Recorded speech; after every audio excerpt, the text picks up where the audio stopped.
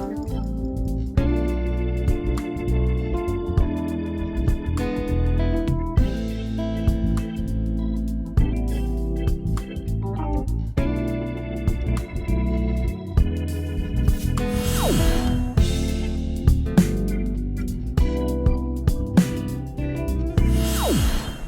guys! So today, nandito tayo sa capital town sa San Fernando, Pampanga. We're excited about this kasi they just para silang nag soft opening sila. So all the street lightings are on. Yung park, yung rainwater park is also available for everyone to enjoy and explore. So ngayon, we'll just show you parang the entire area para ma-appreciate niyo gaano siya kalawak and also kung gaano kabilis yung progress dito, kasi na-amaze kami guys dahil sa bilis ng development. So now there are 3 buildings na residential ongoing construction. The park is already finished and basta ang dami talaga. So we'll just show you the area, okay?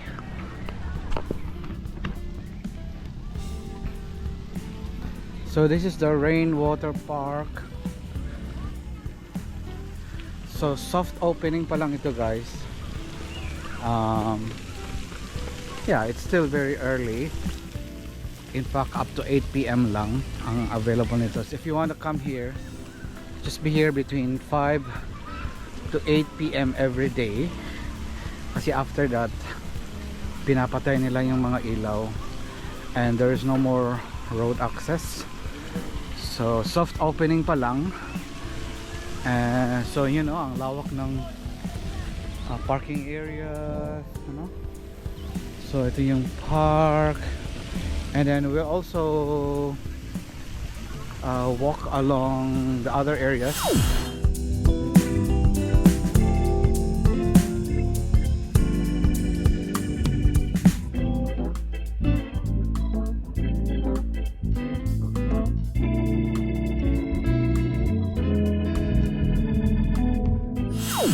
So medyo high-end siya guys.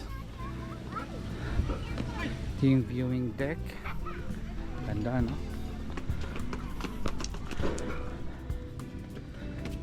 So passing lang tayo dito kasi meron na tayong vlog about this before, but bumalik lang kami kasi we really want the people to appreciate na it's not only BGC, marami tayong mga master plan communities, ongoing developments all over the country. Oh, yan na, zumba na guys. So maganda kung dito ka nakatira, so you'll have a no, community.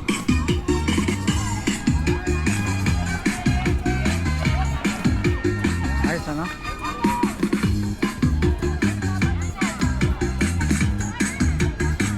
Dito na lang ako, zumba.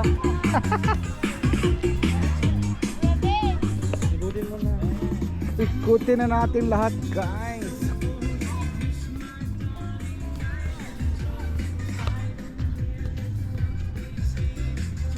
So that's the rainwater park area.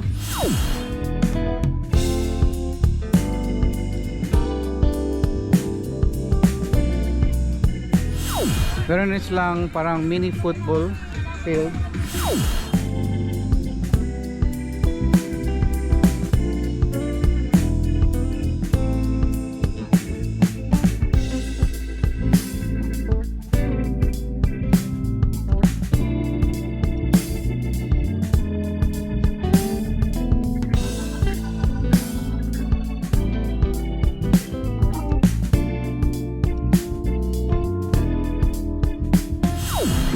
Saya-saya, no? So imagine living here guys. You have this park, you have condominiums, shops, There's a mall, ongoing construction, sports facilities. You can jog, walk. Maganda.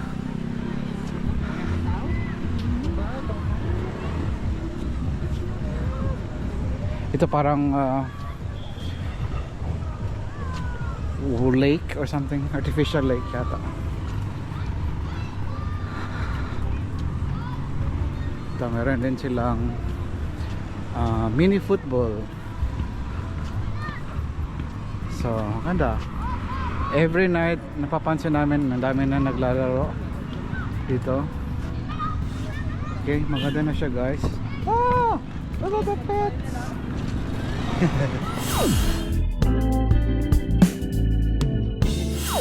Cute na mga pets. Fully secured. The security staff are roving around.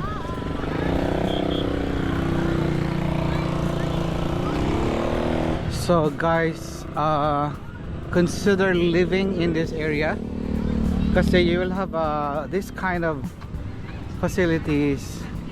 It's only 1 hour away from Manila, and the prices are not that ridiculously high like in Makati, BGC, Rockwell, you know, Ayala, Makati, Ayala. They're ridiculously very pricey, no? But here you can still get relatively good pricing for a studio apartment, 1 bedroom, 2 bedroom, you know, and you still get this. It's like mini BGC actually. So you have everything you need, diba? Ano pang kailangan mo, diba?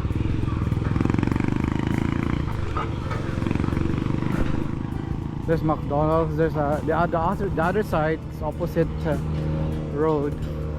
Meron dong parang commercial district. Okay, so doon kita tayo yung mga shops. Meron ding night markets doon. Ongoing na yung night markets. Every day nandun na sila. You can enjoy street foods, Filipino street foods, all sorts of stuff.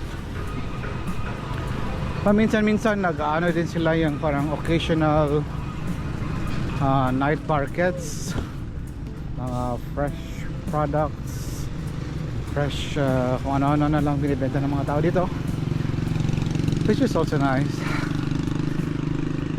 So yeah, it's a master planned community, napakalawak. Basically you have everything you need within this area.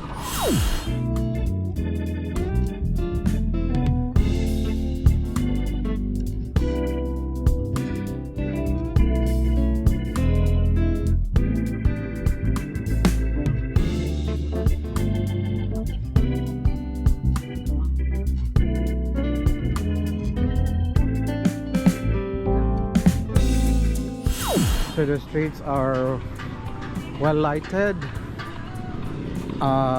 Day and night yung construction, guys. Talagang ang bilis, guys. Na-amaze din ako sa bilis kasi there's a lot of, para bang ang mga tao pupunta talaga dito, because I think Filipinos want this kind of developments. Kulang kasi tayo sa mga infrastructure developments as a whole, as a nation. So people are like hungry for this kind of development. So the craving for parks, mga ganun ba, more shops, more, tignan mo, ang bilis ng construction yan. The other one is a mall.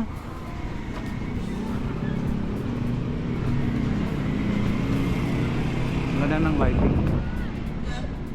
So that's the mall and the museum.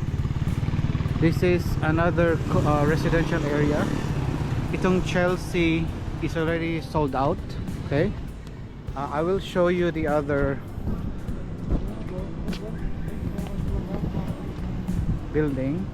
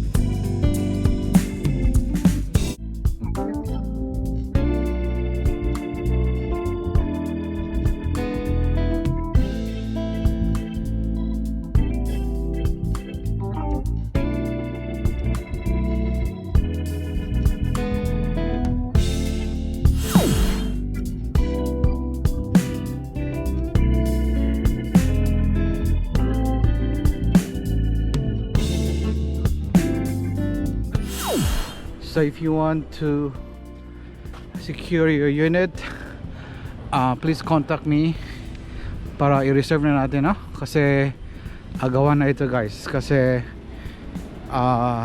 maganda ito, maganda yung area. It's very impressive development. So San Fernando, Pampanga is just 1 hour away from Manila.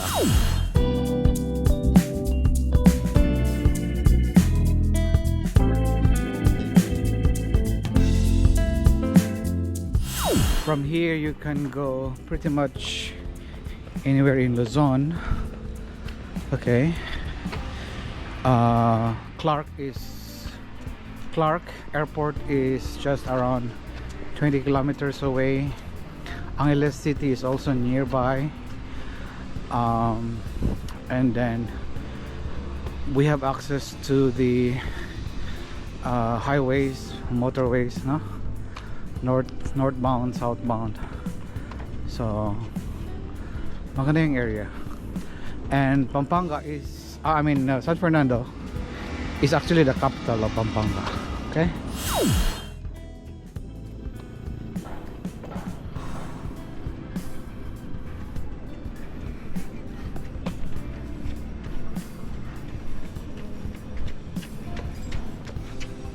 So maraming nagja-jogging around this time kasi fully lighted ang streets, and it's really nice. Nag-jog din. So again, that's yung building niyon, ongoing on construction, Bryant Park Lane. May mga units pa na available guys, so please contact me. Okay, para ma-secure na yung unit niyo. Meron tayong mga promo, so just message me to avail of the promos and find out ano yung mga promo na yan. Marami tayong promo ngayon, okay?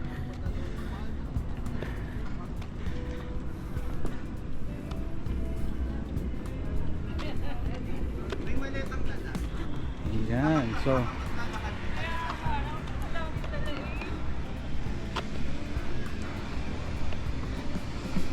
malaki yung area, malawak. Saka full force yung ano nila, yung workforce. They're on a rush to finish the project, but this is a huge project actually.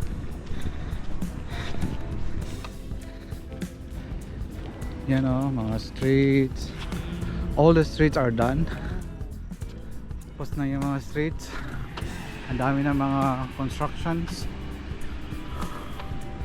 in and around the area. Okay. Meron din tayong commercial space for lease guys ha, at saka for sale. Doon sa kabila. Okay.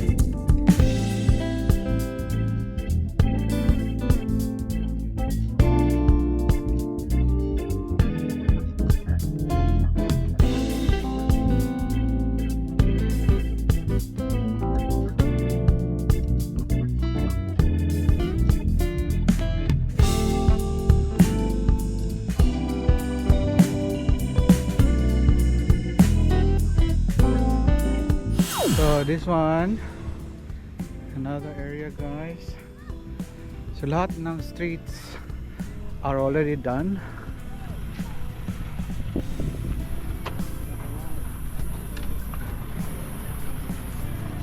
Ayan, ang saya-saya.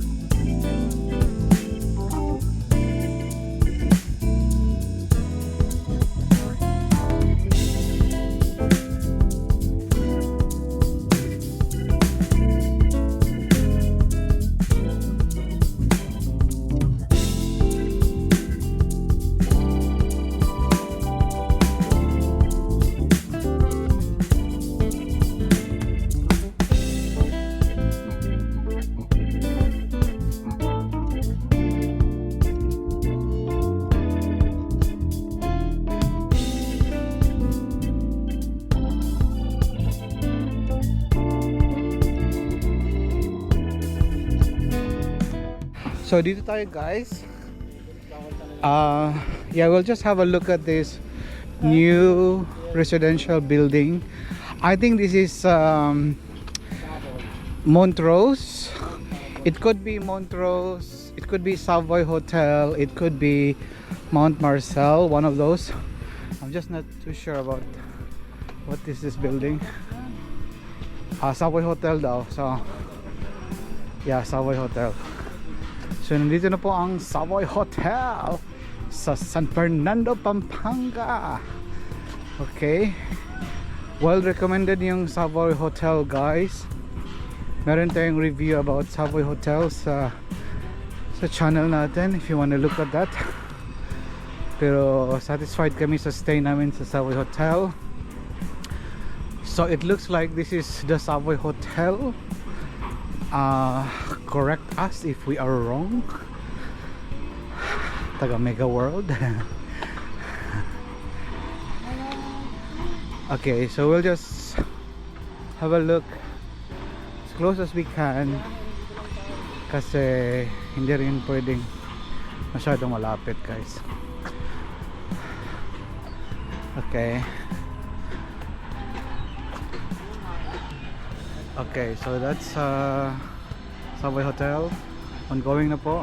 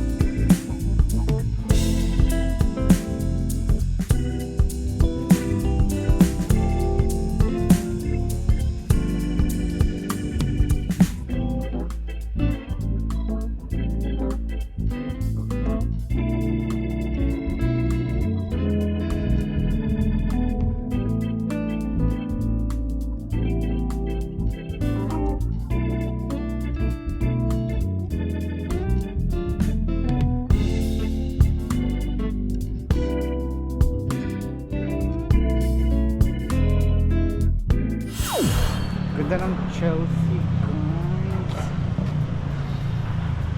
Oh, ganda, no? Wow. Ganda ni Chelsea. And then this is the mall and the museum. Ongoing pa yung construction. Okay. This is the intersection. You have McDonald's, the Sales and Information Center building. Ito yung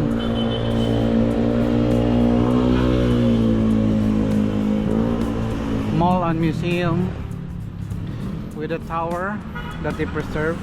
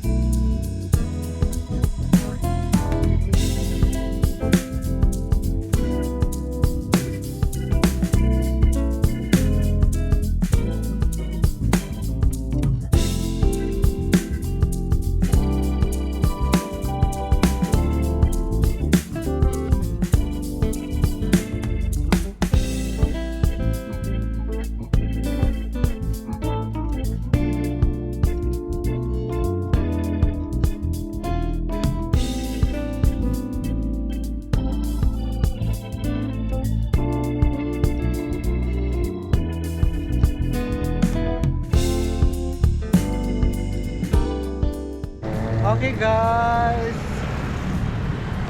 dyan po nagtatapos ang ating tour.